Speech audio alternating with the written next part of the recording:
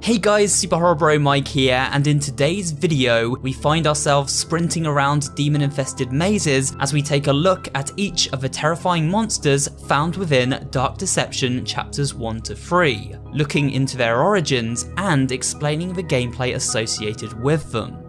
From a look at all their jump scares to boss fights and the environments they inhabit, think of this as a one-stop video for everything you could possibly wish to know. This video is also based off the enhanced edition of Dark Deception, which gives us new insight into the lore of Glowstick Entertainment's creepy universe and additional monsters to cover. So sit back, relax, and let's try to S-rank this video. Before we look at each monster in turn, I would like to provide a theory which frames why these monsters exist and where. With the remaster of Dark Deception came a collection of secret notes, each written by a mysterious character known only by the initial E. Stay tuned for a new theory video investigating who this character could be and their potential role within the Dark Deception universe. E's notes give us key information about the monsters found behind each of the various nightmare portals, as you'll soon see. However, if we look beyond what is written on these pages, we can come to some interesting conclusions as to where exactly the game world and its monsters exist. Each monster is tied to a particular sin, the souls of the sinful now bound to these wretched creatures. The entity controlling them is a powerful demon known as Malak, who at times also shows up to try and claim our protagonist's soul. A long time ago, I theorized that the ballroom we find ourselves stranded in, for which of the 10 nightmare portals are connected, was a kind of limbo, a purgatory for our character Doug Hauser, who we know led a life of sin and debauchery. I know all the terrible things you've done. So many good intentions laid to waste. I could see the regret eating away at your soul. Ha! But now your time has come, and here you are, to grovel and beg. If this theory is correct, then it means Doug is trapped in the afterlife between the realm of heaven and hell. Malak would then be a representation of the devil, and behind his sealed door lies the gates of hell itself. There are said to be 9 circles of hell, with each containing the souls of a specific kind of sinner. These are limbo, lust, gluttony, greed, anger, heresy, violence, fraud, and treachery. So could it be that the nightmarish monster-filled mazes we navigate are indeed Malak's hell circles? A proverbial wrench in the works of this theory is found when observing there are in fact 10 circles in this ballroom. However, this could simply be because developer Glowstick Entertainment is creating their own universe and simply taking the concept of literature such as Dante's Inferno as influence for its own spin on the underworld. With this theory in mind, it's time to take a look at each of the 5 portals accessible so far and the monsters which lay in wait behind them.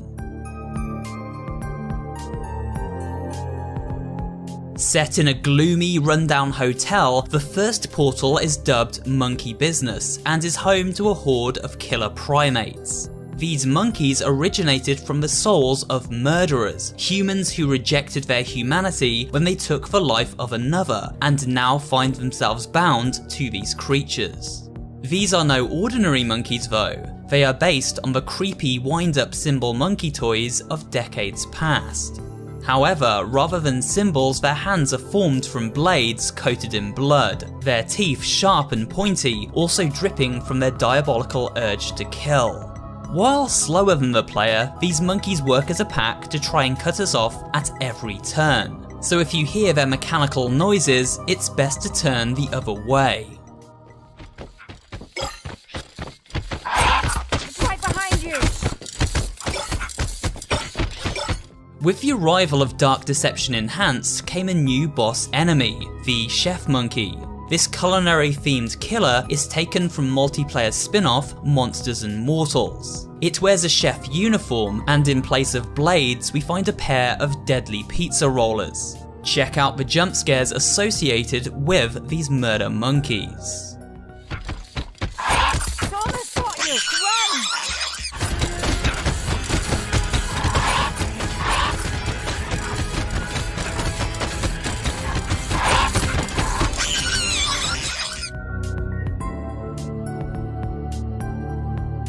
Elementary Evil is the second realm, set within a creepy schoolhouse which becomes grimier and even more dilapidated the further in we explore. It is home to Agatha, a tormented child who has taken on the form of a twisted demon.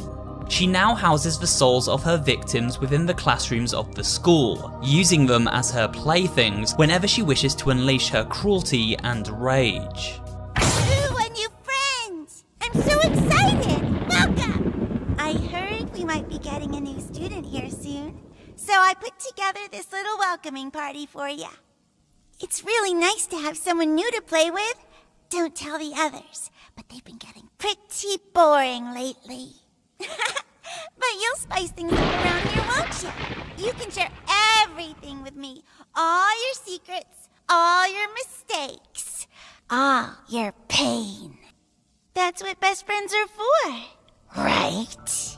Once she welcomes Doug into her realm, Agatha begins to play a twisted game of hide and seek. She can run very quickly, catching up to the player in mere seconds. It is therefore imperative to use our speed boost in order to find a new hiding spot while trying to collect enough soul shards to unlock the exit. Things aren't always that simple though, as Agatha has a teleport ability which she often uses to cut us off at the pass. Where'd you go? An unmarked grave. It must be hers. We learn from the secret notes in this stage that Agatha is the embodiment of the soul of a vengeful child. It is said that when something horrible happens to a child, their soul becomes corrupted by rage and sadness, an evil spirit then born from that suffering. This explains why Agatha so enjoys toying with her victims, projecting the horrors that befell her human form while alive. It also ties Agatha to a character elsewhere within the Dark Deception universe.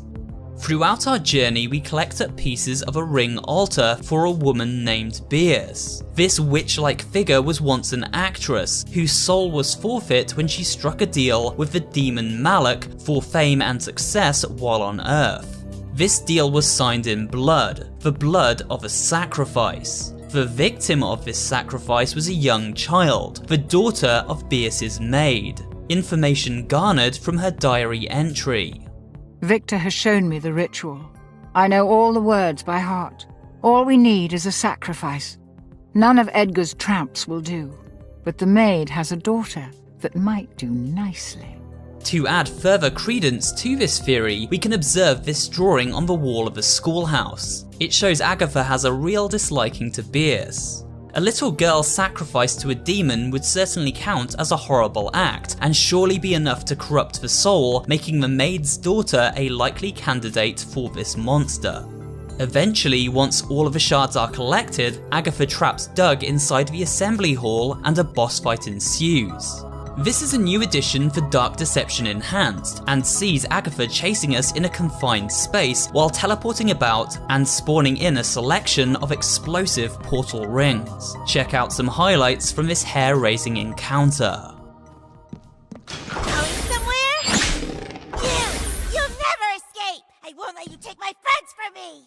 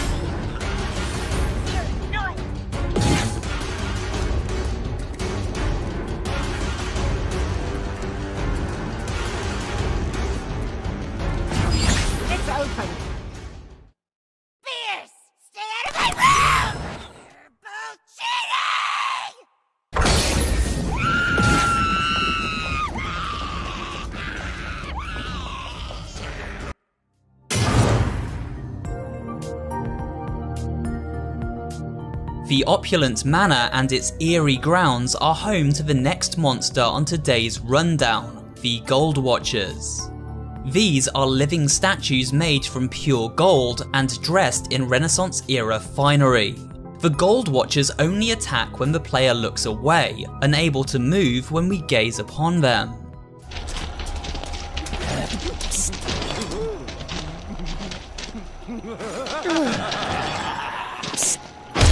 The manor they inhabit is crafted from gold, so much so that the entire environment is wrapped in a hazy yellow glow. As we navigate these trap-infested hallways, we come across another note which explains the origin of the Gold Watchers. The note explains that the souls of the greedy are drawn to this particular realm. In life, they only valued wealth, but now are cased inside the very gold they so loved, burning in it for eternity. In their place, a ruthless golden golem remains, the Gold Watcher itself. So this nightmare realm represents greed and once again lines up with our Circles of Hell theory. After escaping the manor and collecting up all of the soul shards, we must the giant Gold Watcher boss. Once again, this encounter was taken from Monsters and Mortals. We see a giant statue rising up from behind the mansion and begin hurling axes the size of school buses at our hapless hero. The gate is locked and can only be opened if it is struck multiple times by said axes. While trying to achieve this, Malak and his Gold Watcher army chase us around the garden. Check out some highlights from this anxiety-inducing gauntlet. There's no escape for you.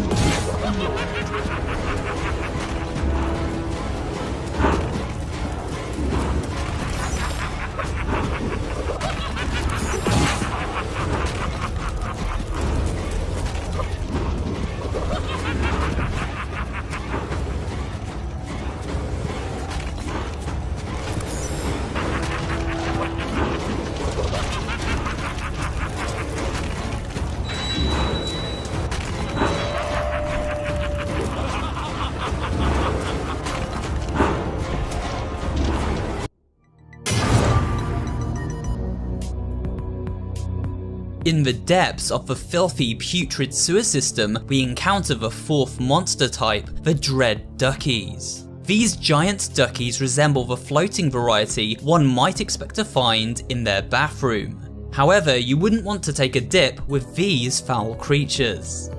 As we navigate the stagnant waters of the Stranger Sewers stage, we see many Dread Duckies floating about. However, not all are active. Using the telepathy ability, it is possible to tell which pose a threat and which do not. Get too close to a living ducky and it awakens, sprouting a pair of rotten gangly legs and giving chase.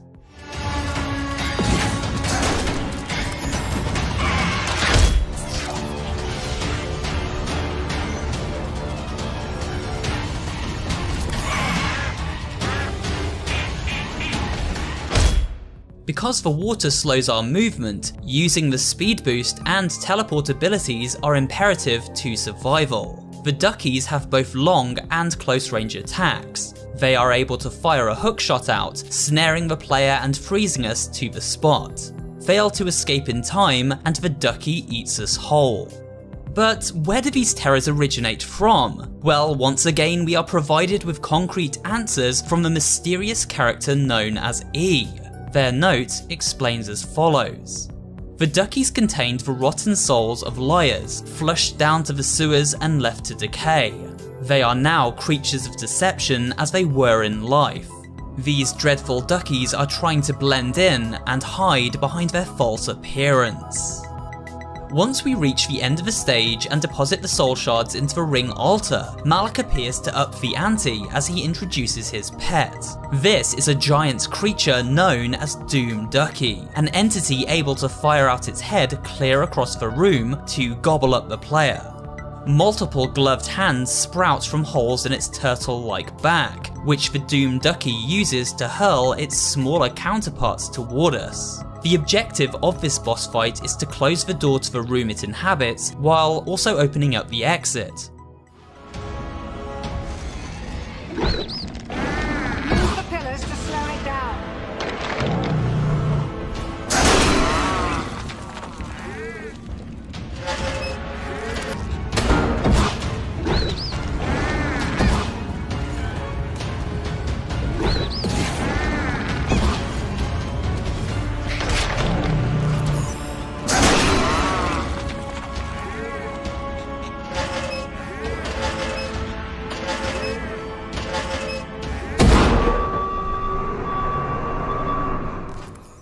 After completing this challenge, we must sprint through the sewer system in a mad rush to the escape portal. Behind, Doom Ducky chases us, quickly closing ground, smashing through walls and battering down doors that block its path. The final stage of Chapter 3 is set in a creepy carnival, where packs of tiny but dangerous clown gremlins patrol. These clowns stand at just 3 feet tall, but they use their sharp teeth and claws to rip and tear the flesh of anyone they capture. While slow, they manage to flank and surround us due to their sheer number. They even use clown cars to chase us down quicker, spawning waves of the little blighters onto the map. Thanks to the enhanced updates, we get clarification as to the origins of these creepy clowns. According to this note, the clowns contain the souls of wretched people who liked to troll. They spent their lives antagonizing and provoking others with a twisted pride. The actions of small-minded cowards who caused others misery as a source of amusement. Now in this underworld realm, those same trolls are cursed to exist within the bodies of these clown gremlins, eternally part of the circus. By the end of the zone, we are forced to once again face off against a boss challenge, this time in the form of giants known as Goliath clowns. The Goliath clowns spawn waves of gremlins onto the map, while trying to flatten Doug with their fists. Once they perform their ground pound attack, we must rush in and hit them with a hammer. Repeating this process eventually destroys each of the Goliaths. I'll close off this video with a highlight reel from this epic boss encounter.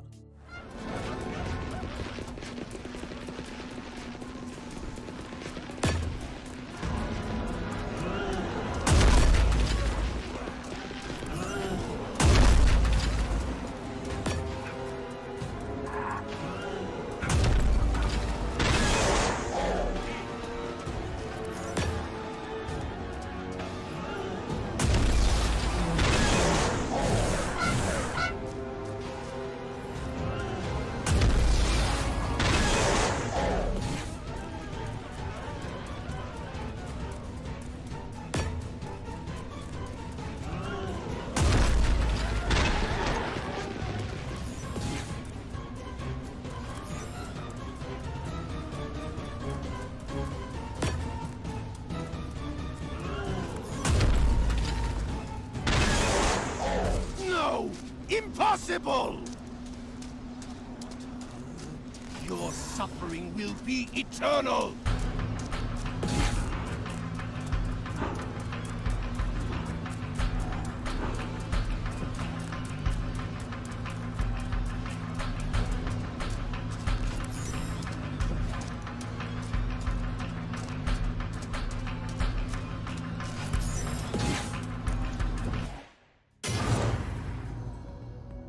And with that, we come to the end of this look at the monsters of Dark Deception chapters 1 to 3. I hope you found this video both entertaining and informative, and if you did, remember to leave a like, comment down below, and of course subscribe for more horror related content. Thanks for watching, and I will see you on the next video.